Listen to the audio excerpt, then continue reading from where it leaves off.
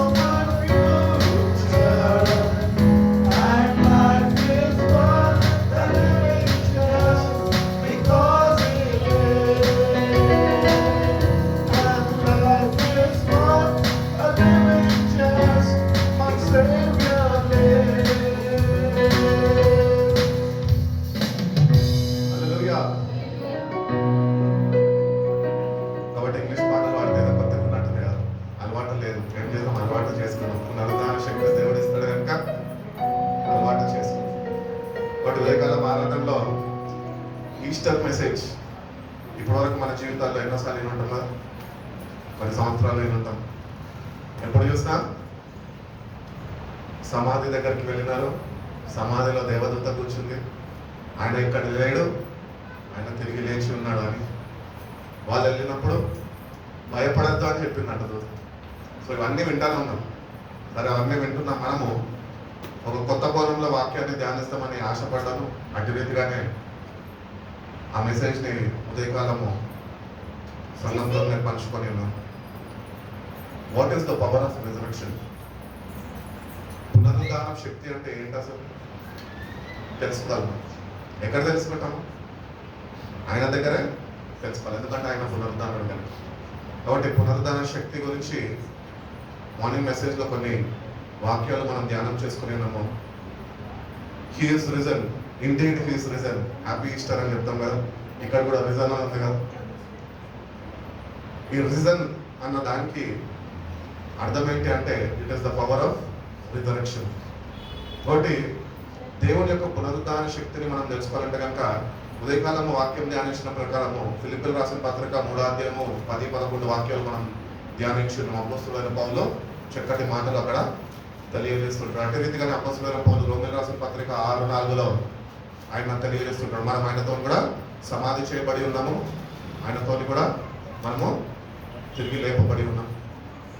మనకంటూ ఒక కొత్త ప్రారంభము ఆయన మనకి పునరుద్ధరణ శక్తి ద్వారా అనుగ్రహించున్నాడు. అటు రీతిగా గొంగల్పూర్ గురించి నేను కొన్ని ఎగ్జాంపుల్స్ చెప్పినాను.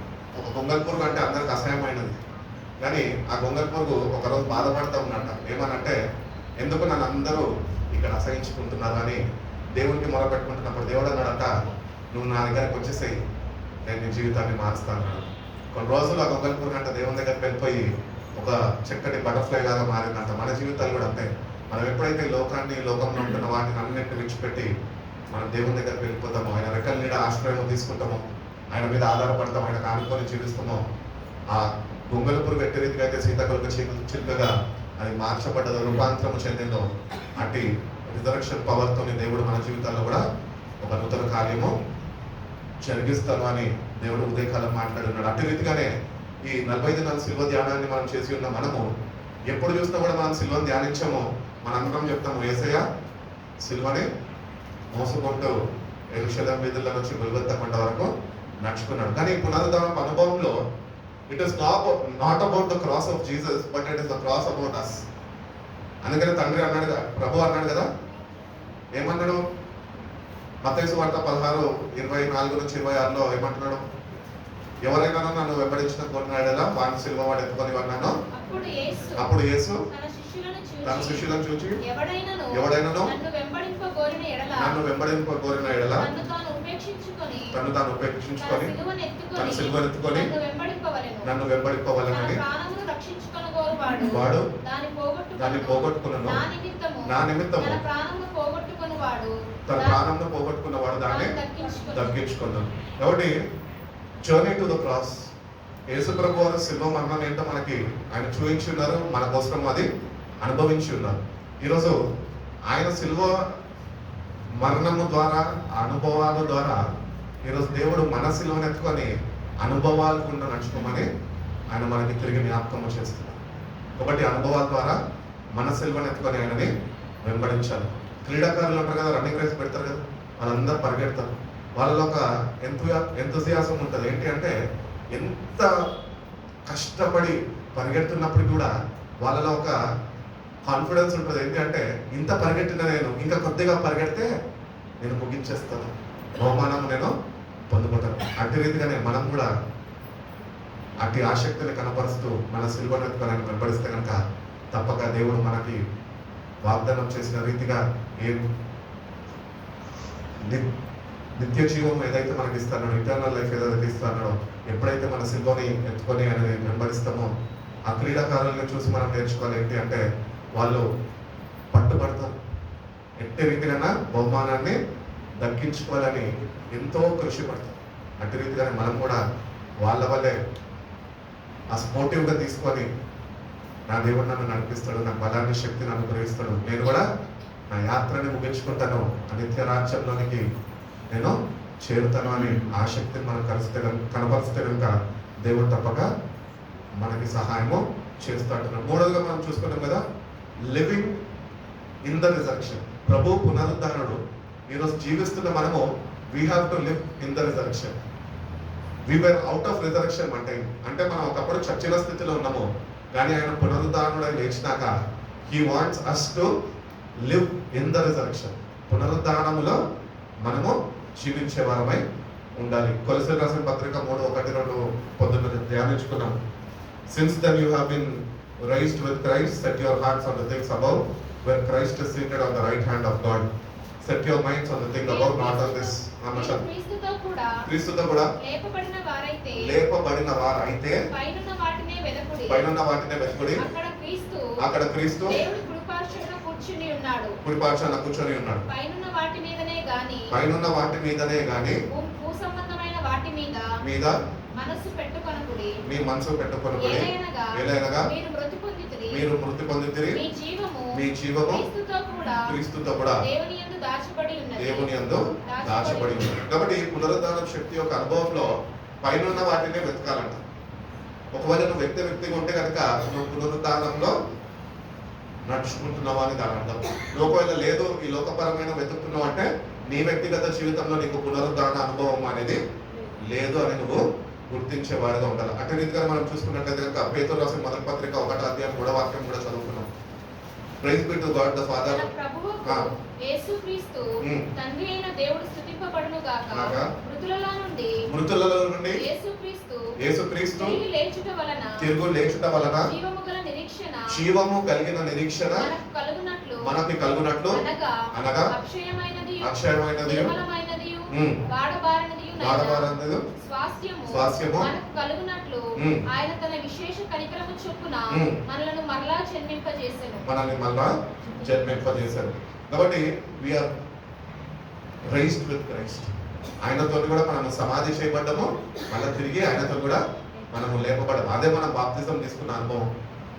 ఈ అనుభవాలు కూడా వెళ్తున్నాం, కానీ మనం ఇంకా ఎట్లున్నామో పునరుద్ధానపు అనుభవంలో నడుచుకోవాల్సిన మనము నడుచుకోలేని వారుగా ఇంకా పాత జీవితంలోనే పాత అనుభవాల్లోనే మనం ఉంటున్నాం. అట్టి అనుభవాలు కాకుండా దేవుడు అంటున్నాడు, ఈ పునరుద్ధానపు అనుభవంలో మీరు నడుచుకోండి. జీవముతో కూడిన నిరీక్షణ నీకు ఈరోజు అనుగ్రహింపబడ్డది. దేని ద్వారా అనుగ్రహింపబడ్డది? ఆయన పునరుద్ధానుడుగా లేచాడు కనుక జీవముతో కూడిన నిరీక్షణ మనకి అనుగ్రహింపబడ్డది. కాబట్టి ఆ జీవంతో కూడిన నిరీక్షణ మనము కలిగి జీవించే వారిగా మనము ఉండాలి అని దేవుడు కోరు. Consider how the solar panels convert sunlight into electricity. Solar panels ఉంటాయి కదా, అవి ఏం చేస్తాయి? సూర్యుడి శక్తినితోనే కరెంట్ని రీజనరేట్ చేసి అవి మనకిస్తాయి, ప్రొవైడింగ్ ఎనర్జీ అండ్ లైఫ్. అట్టి రీతిగానే the resurrection power provide spiritual energy and the power to live purposefully for each day.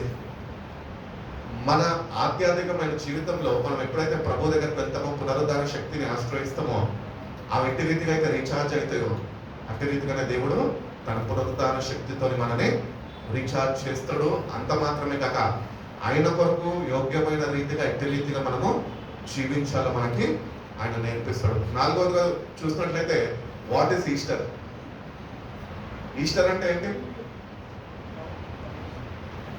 ఉదయకాలం ఎన్నో చెప్పద్దు, సాయంత్రం కాలం వచ్చిన చెప్పండి. Easter is nothing but the fulfilment of the promises. హల్లెలూయా. చదవండి, ఆ వాక్యం చదవండి. కొరింథీయులకు రాసిన పత్రిక మొదటి పత్రిక 15వ అధ్యాయం 3-4. ఉపదేశంతో మొదట నీకు అప్పగించుకుని ఏమనగా లేఖనముల ప్రకారము క్రీస్తు మన పాపముల నిమిత్తము మృతి పొందెను, సమాధి చేయబడెను, లేఖనముల ప్రకారము మూడో దినమందు లేపబడెను. కాబట్టి పునరుద్ధాన శక్తి యొక్క అనుభవంలో కూడా మనం వెళ్తుంటే కనుక దేవుడు చేసిన ప్రతి ఒక్క ప్రామిసెస్ నెరవేర్పులోనికి వస్తాయట. హల్లెలూయా.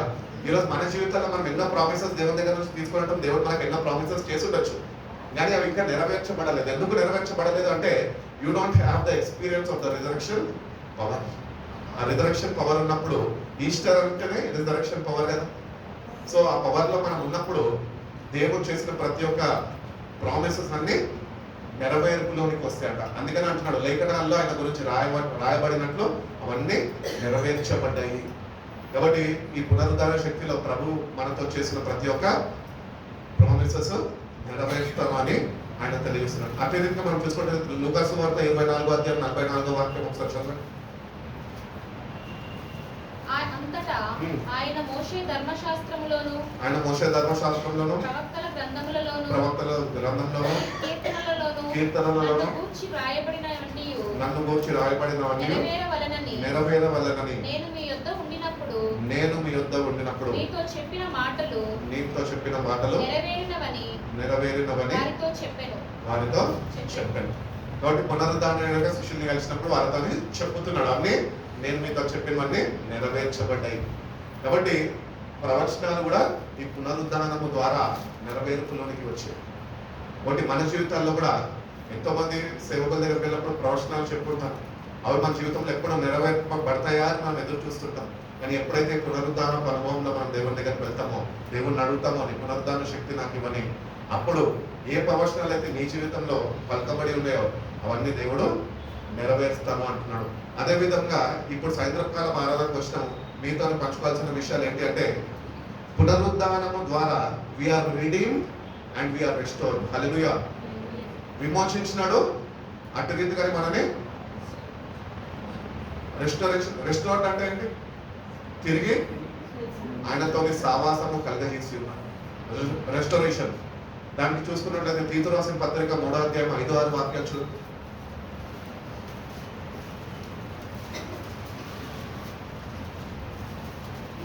తీతు రాసిన, ఇది ఎవరికి దొరకదు, చాలా మంది తక్కువ దొరుకుతుంది, ఎక్కడో ఉంటుంది కదా, 1-2 పేజీలు మాత్రమే చదవండి.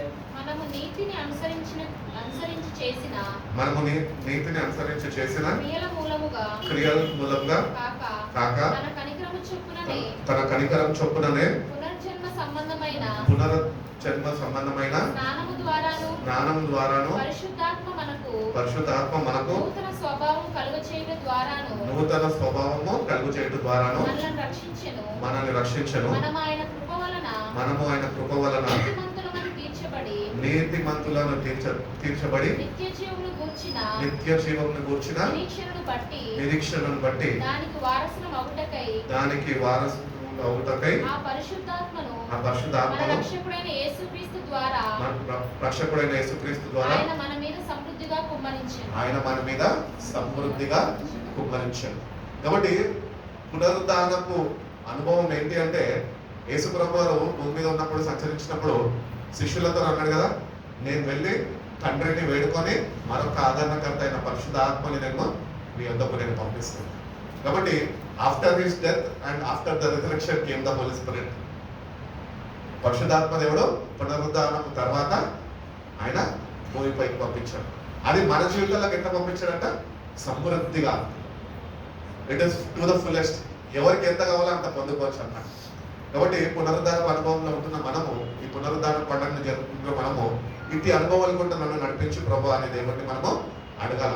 నూతన స్వభావము, నూతన జీవము దేవుడు తన పునరుద్ధానము ద్వారా మనకి అనుగ్రహిస్తాడంట. అంటే పాతవన్నీ గతించుకోవాలి, పాతవి ఏమి మనలో ఉండదు.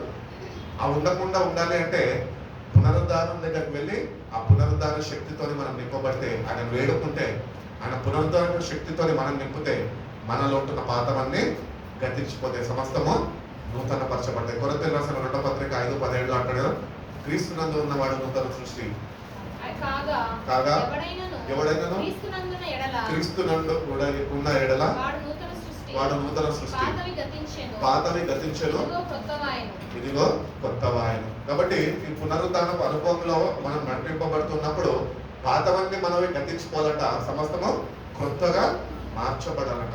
That is what God wants to transform our lifes. మన జీవితాన్ని అయినా తిరిగి పునరుద్ధరించాలని ఆశపడుతున్నాం. కాబట్టి దేవుని దగ్గరకు వచ్చిన మనము దేవుడిని అడగాల, ప్రభా యూ హ్యావ్ రిడీమ్డ్ మీ, ఆయన శిల్వ మరణం ద్వారా మనం విమోచించున్నాడు. ఇప్పుడు రెస్టోరేషన్ ప్రాసెస్లో మనం అంటున్నాం.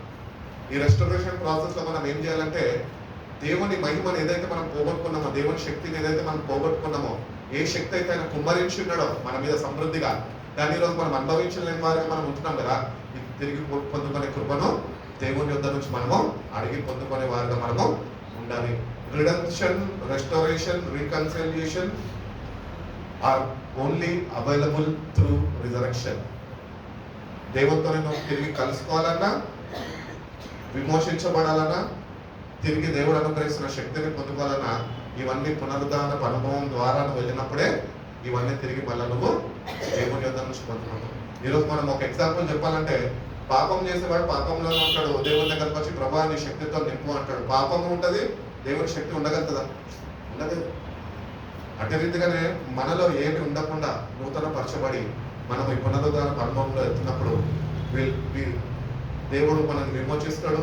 మనకి దేవుడు మళ్ళీ తిరిగి ఆయనతో సావాసము కలిగజేస్తాడు. అదే రీతిగానే దేవుడితోనే ఉంటున్న ఆ మహిమను ఏదైతే మనము పాపము చేసి కోల్పోయినామో, రోమిల రాసిన పత్రికలు అంటే భేదం లేదు, భేదం ఏమీ లేదు, అందరం పాపము చేసి దేవుడు అనుగ్రహిస్తున్న మహిమను పోగొట్టుకున్న మహిమని తిరిగి కోరుకునేది అది. This is only possible through resurrection. ప్రభు లేచాడు కనుకనే ఇవన్నీ మళ్ళీ మనకి సమకూర్చబడుతున్నాయి అని దేవుని వాక్యం సెలవిస్తుంది. అదేవిధంగా మనం చూసుకున్నట్లయితే కనుక ఈనాడు ఈస్టర్ రోజు చాలా మంది ప్రసంగాల్లో ఎంఐ మార్గం గురించి మాట్లాడుతుంటాం. ఎంఐ మార్గం గురించి మనము నేర్చుకుంటాం. అక్కడ ఇద్దరు వ్యక్తులు వెళ్తూ ఉంటారు, యేసు ప్రభు వాళ్ళతోని సంభాషణ మాట్లాడుతూ ఉంటాడు. వాళ్ళు ఆయనను గుర్తించలేని వారుగా వాళ్ళు ఉంటుంటారు. కానీ నేను ప్రిపేర్ అయిన మెసేజ్ ఎట్లా ఉన్నది అంటే, లూకా సువార్త 24వ అధ్యాయము 30 నుంచి 31 చదవండి. ఆయన వారితో కూడా భోజనమునకు కూర్చున్నప్పుడు ఒక రొట్టెను పట్టుకుని రొట్టెను పట్టుకుని స్తోత్రం చేసి దాన్ని విరిచి వారికి పంచిపెట్టగా వారి కన్నులు తెరవబడి వాళ్ళ కన్నులు తెరవబడి ఆయనను గుర్తుపట్టిరి. అంతటా ఆయన వారికి వాళ్ళకి అదృశ్యుడాయను. కాబట్టి ఎంఐ మార్గం అనే తెలుగు బైబిల్లో ఉంటుంది. కాబట్టి ఆనాడు ఆ ఇద్దరు ప్రజలు ఎవరో కాదు, ఆ ఇద్దరు ప్రజలు మనమే. ఆ ఇద్దరు ప్రజలు యేసయ్య వారితో ఉంటే కూడా వాళ్ళు గుర్తించలేని స్థితిలో ఉంటున్నారు. కానీ నేను ఈరోజు వేసుకున్న ప్రశ్న ఏంటంటే, recognizing Jesus today on the road to Emmaus మార్గం. ఈరోజు మనం కూడా ఎంఐ మార్గం అంటే యెరూషలేము వైపుకి దేవుని మందిరానికి వెళ్ళుచున్న మార్గం. ఆ మార్గంలో మనం ప్రతిసారి మందిరానికి వస్తున్నాం. కానీ ఆనాడు ఆ ఇద్దరు యవనస్తులు యేసయ్యను గుర్తుపట్టలేదో, మన జీవితాల్లో కూడా మనం ఈరోజు యేసయ్యను గుర్తించలేని వారుగా మనం ఉంటున్నాం. వాళ్ళతో కూర్చొని రొట్టెని తీసుకొని ఆయన స్తుతి చెల్లించి వాళ్ళతో భోజనం చేసినప్పుడు వాళ్ళకి గ్రహింపు కలిగిందంట. గ్రహింపు కలిగి అవును కదా ఈయననే కదా యేసయ్య పునరుద్ధారణుడై లేచాడు అని అనుకునే లోపలే వాళ్ళ దగ్గర నుంచి ఆయన అదృశ్యమైపోయాడు. సో మన జీవితాల్లో కూడా మనము ఏ మార్గంలో వెళ్తున్నామో ఆ మార్గంలో నువ్వు యేసయ్యని కలుసుకుంటున్నావా? ఈరోజు మనం చాలాసార్లు మందిరానికి వస్తాం, ప్రార్థన చేస్తాం, వెళ్ళిపోతాం. కానీ నువ్వు వచ్చి వెళ్తున్న ఈ మార్గంలో యేసయ్య ఎప్పుడన్నా నీకు కలిసాడు?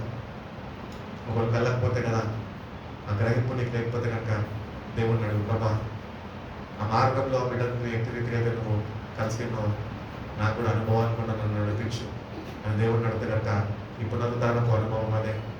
మనము యేసయ్యని ఆరాధించడం కాదు, మందిరానికి వెళ్ళడం కాదు, కానీ వెళుతున్నా నువ్వు ఆయనను ఆరాధిస్తున్నావు, నువ్వు ప్రార్థనలు చేస్తున్నావు, నువ్వు నీ వ్యక్తిగత జీవితంలో నువ్వు ఆయనను ఎప్పుడైనా కలిసి ఉన్నావా? ఆనాడు శిష్యులకు కలిసిన దేవుడు నేడు నిన్ను నన్ను కూడా కలవడానికి ఆయన సజీవుడై ఉంటున్నాడు. అదేవిధంగా మనం చూసుకున్నట్టు యోహాను సువార్త 20వ అధ్యాయం 29వ వాక్యం చూడు.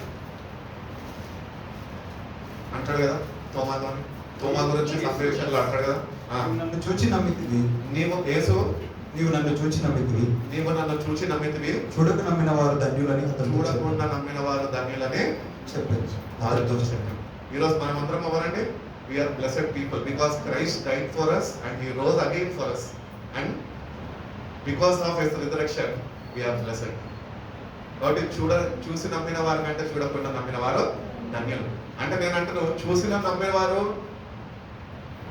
ఒక వద్దు పునరుద్ధానపు అనుభవం వాళ్ళు అనుభవించుంటే, చూడకుండా నమ్మని మనము దానికన్నా రెండంతలుగా పునరుద్ధాన అనుభవాన్ని అనుభవించే వారిగా మనము ఉండాలి అని దేవుడు ఎంతగానో కోరుకుంటున్నాడు. ఎందుకంటే యేసు ప్రభు ఆయన పునరుద్ధానుడైనాక ఆయన ఇద్దరు శిష్యుల్ని కలుసుకున్నాడు. ఆ ఇద్దరిని శిష్యుల్ని కలుసుకున్న దేవుడు నేడు నిన్ను కూడా కలవడానికి ఆయన ఇష్టపడుతున్నాడు. కాబట్టి మన జీవితాల్లో మనం గుర్తించాల, ఎందుకు నేను భక్తి చేస్తూ ఇప్పటి వరకు యేసయ్యని నేను కలవలేదు? ఒక ప్రశ్న. ఆయనకే ప్రార్థన చేస్తున్నావు, ఆయనకే సమస్తము చెప్తున్నావు, ఆయనతోనే ఉంటున్నా అనుకుంటున్నావు, కానీ నువ్వు ఆయనని కలవలేని వాడుగా వచ్చావు. కాబట్టి ఎంఐ మార్గంలో వాళ్ళని ఎట్లా కలిసాడో అనుభవం కూడా నన్ను కూడా నడిపించు ప్రభు అని దేవుడిని అడిగితే కనుక దేవుడు నిన్ను తప్పక నడిపిస్తాడు.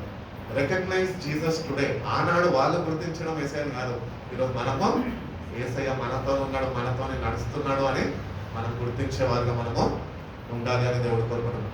అటు రీతిగానే తెరవబడిన సమాధి, the empty tomb. Empty tomb అంటే తెరవబడిన సమాధి అందరు చూస్తారు కదా, ఇదిగోటి ఇక్కడ ఉన్నది. దీనికి అర్థమైంది తెలుసా? దీని అర్థం దేవుడు ఏం చెప్తున్నాడు అంటే, నేను తిరిగి లేచాను అన్నది అర్థమైతే దేవుడు దాని నుంచి ఇంకా లోతైన అర్థం మాట్లాడుతున్నాడు. ఏంటంటే, ఇప్పటి వరకు నీకు ఉన్న జీవితం చాలు, కానీ ఇప్పుడు నేను తిరిగి లేచాను కనుక ఇప్పటి నుంచి నీకు నూతనమైన ప్రారంభము నువ్వు ప్రారంభించబోతున్నావు. న్యూ బిగినింగ్స్ అనేది దేవుడు మనకి ఇవ్వబోతున్నాడు. మార్కు సువార్త 16వ అధ్యాయం 6వ వాక్యం ఒకసారి చూడండి.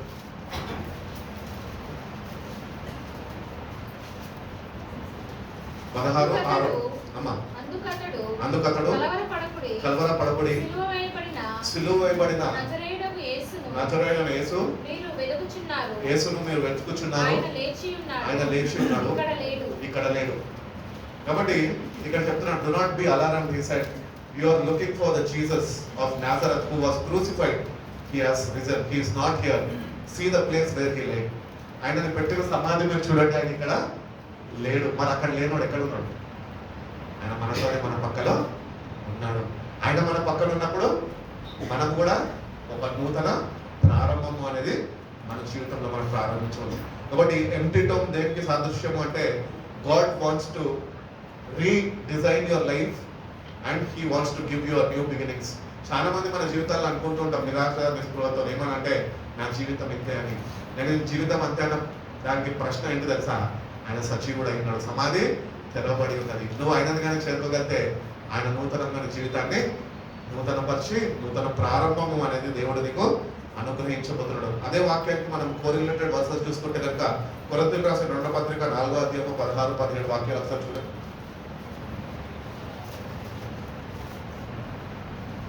Second Corinthians chapter 4:16-17. క్రీస్తునందు మీకు ఉపదేశకులు 10,000 మంది ఉన్నను, తండ్రులు అనేకులు లేరు. సువార్త ద్వారా నేను మిమ్మల్ని కంటిని గనుక మీరు నన్ను పోలి నడుచుకున్న వారై ఉండవలనని మిమ్మల్ని బతిమాలుకొనుచున్నాను. Second Corinthians 4:16.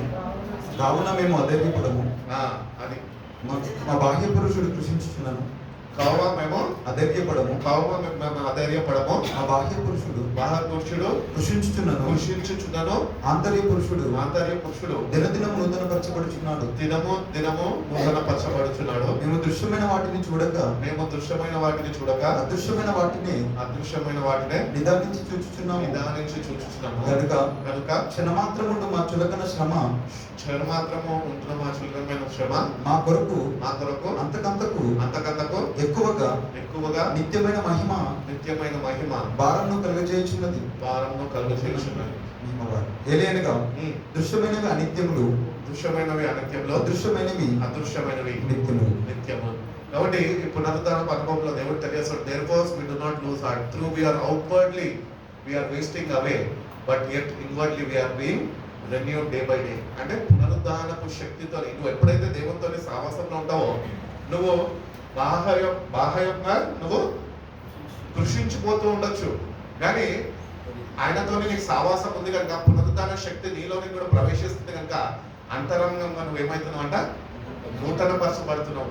ప్రతిదినము నూతన బలము శక్తితో దేవుడు నిన్ను నడిపించాలని ఆశపడుతున్నాడు. అందుకని ఆయన పునరుద్ధారుడై తిరిగి లేచున్నాడు. కాబట్టి మన జీవితాల్లో ఏమాత్రమో భవిష్యత్తు గురించి మనం ఏమాత్రమో అధైర్యపడక్కర్లేదు. ఎందుకంటే మనము అవుట్వర్డ్ గా కూడా మనము బలహీన పడిపోతున్నప్పుడు కూడా ఇన్వర్డ్ గా దేవుడు శక్తిని ఇస్తున్నాడు.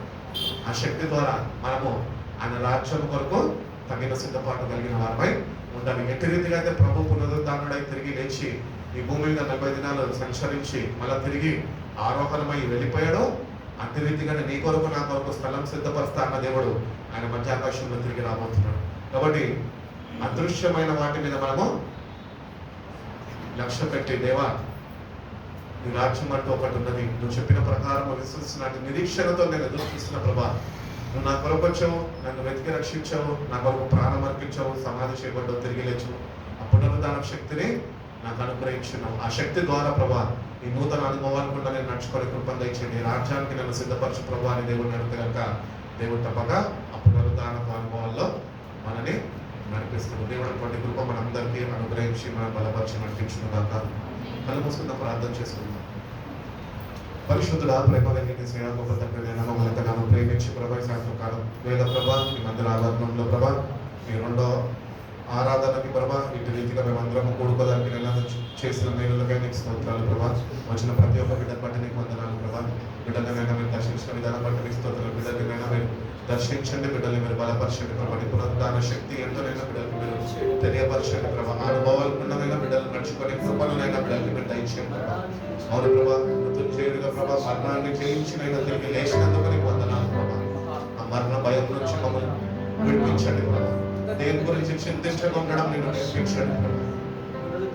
నిన్ను బట్టి ప్రభా మేము ఆనందిస్తూ ప్రభా అధైర్యం పడతాం ప్రభా. ధైర్యంతో ప్రభా ఎదుర్కొంటున్న ప్రతి ఒక్క జీవితంలో వస్తున్న ప్రతి ఒక్క అడ్డంకులనైనా మేమందరమైనా మీరు మాతో ఉన్నారో అని గొప్ప విశ్వాసంతో నిరీక్షణతో వాటిని జయించే శక్తిని మా ప్రతి ఒక్కరికి మీరు దయచేయండి. మీరే మాకు తోడుగా ఉండండి.